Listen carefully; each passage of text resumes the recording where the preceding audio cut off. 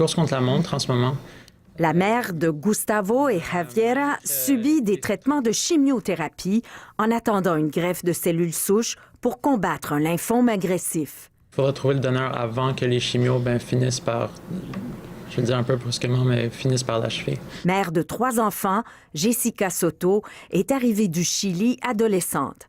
Elle a 50 ans et travaille depuis des années auprès d'itinérants à Montréal. En ce moment, on est à son bureau.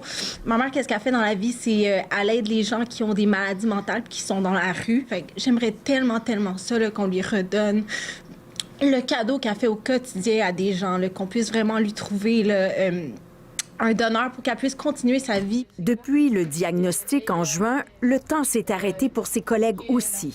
Toute la famille a été testée et ils ne sont pas compatibles. Donc, écoutez, on fait un appel à tous, aux Latinos, aux Latinas américaines, d'ici au Québec. Par la suite, on va aller plus loin en Amérique latine. Les principaux registres, dont ceux du Canada, sont dans des pays où la population de prédominance est de race blanche et donc caucasienne.